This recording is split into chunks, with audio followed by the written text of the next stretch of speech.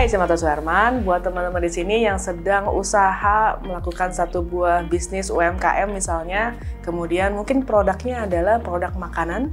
Nah, teman-teman simak terus sampai habis video kali ini karena saya akan membahas bagaimana sih caranya memotret produk UMKM khususnya untuk produk makanan.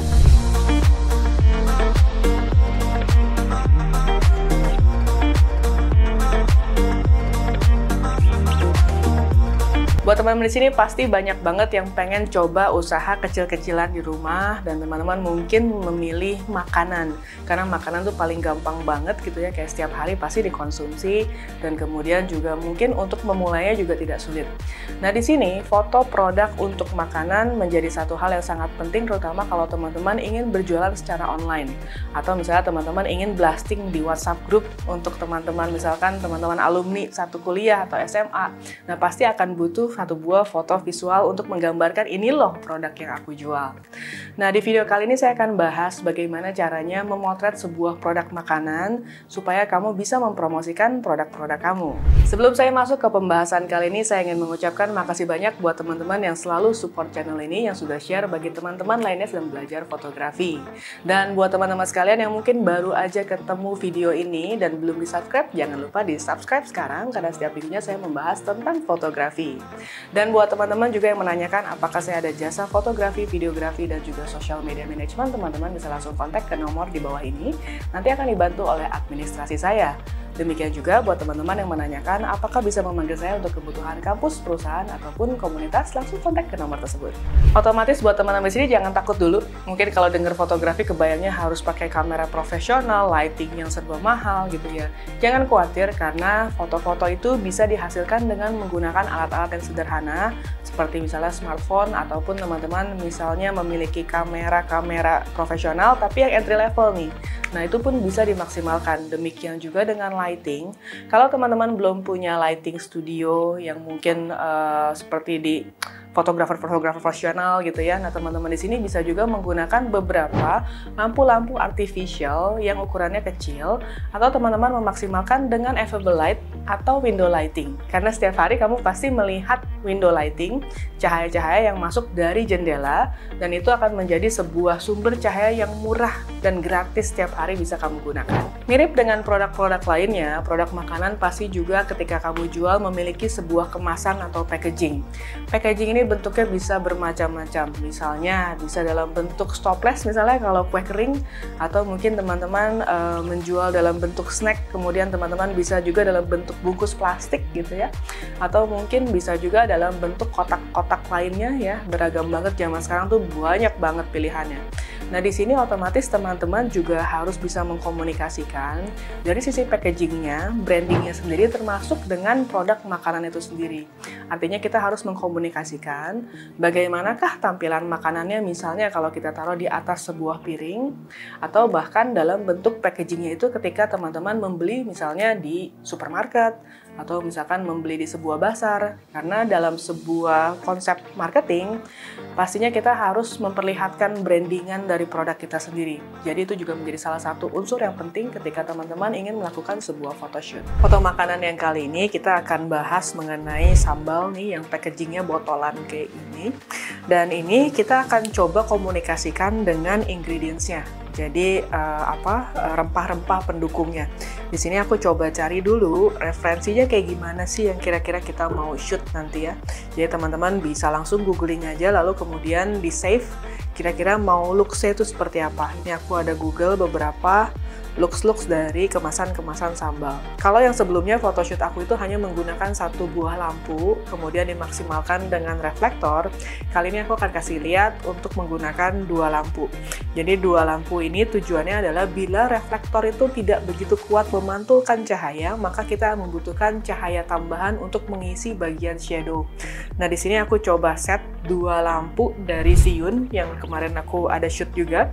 Nah, di sini lampunya kita akan coba set secara diagonal. Jadi sisinya itu melintang di depan kiri, kemudian di bagian belakang itu di bagian kanannya, kanan belakang. Oke, nah kalau tadi aku nge-shootnya itu produk ditaruh di tengah ya. Lalu kemudian kita taruh lagi di sini ada lampu di bagian belakang yang fungsinya sebagai main light misalnya. Karena power dia kita mau buat lebih kuat. Nah, bagian shadow yang muncul di bagian depan ini biasanya lumayan mengganggu, apalagi kalau shadownya tuh keras banget, hitam banget ya. Nah, sini aku tambahin satu lampu lagi di bagian depan. Ini juga tingginya teman-teman bisa sesuaikan di adjust. Misalkan, oh aku pengennya agak lebih tinggi nih, atau misalkan mau di bawah aja, itu bisa.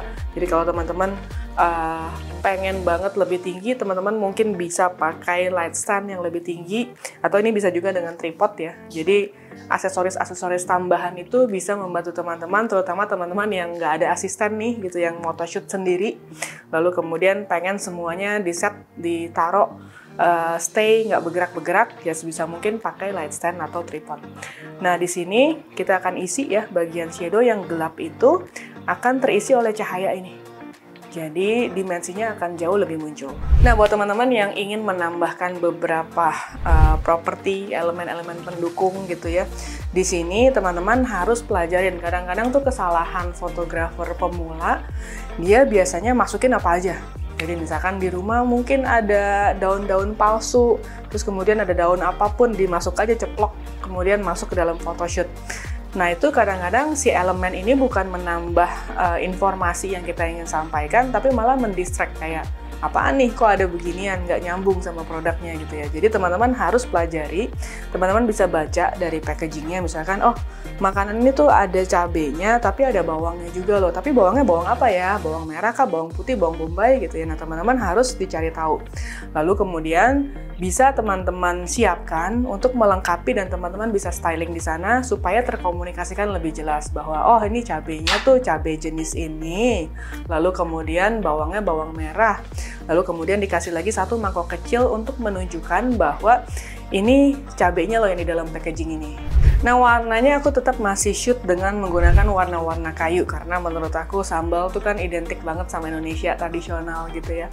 Tapi sebenarnya kalau teman-teman ingin menampilkan dengan warna-warna batu, misalkan abu-abu atau abu-abu tua, itu pun nggak apa-apa.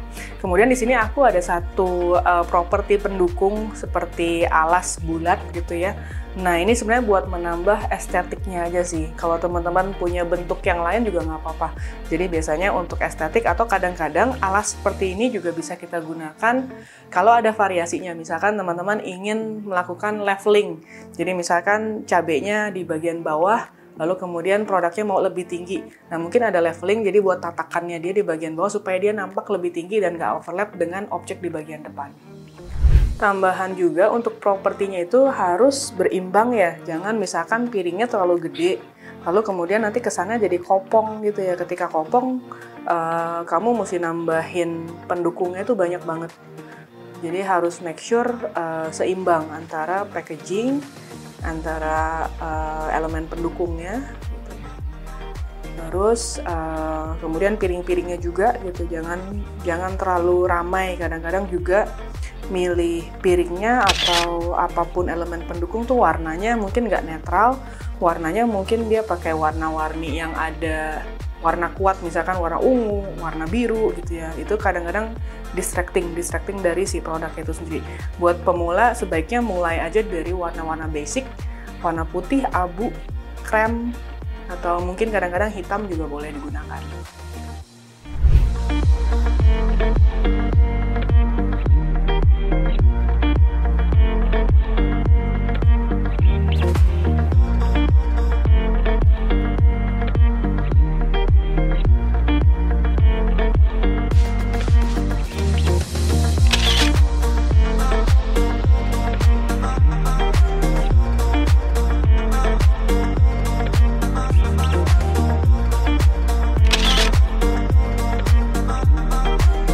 Demikian pembahasan kali ini tentang foto produk khususnya untuk makanan. Dan buat teman-teman yang di sini penasaran misalnya pembahasan apa lagi ya untuk produk-produk UMKM berikutnya, silahkan tulis di kolom komentar di bawah ini. So, thank you for watching. Jangan lupa like, comment, subscribe, dan juga share.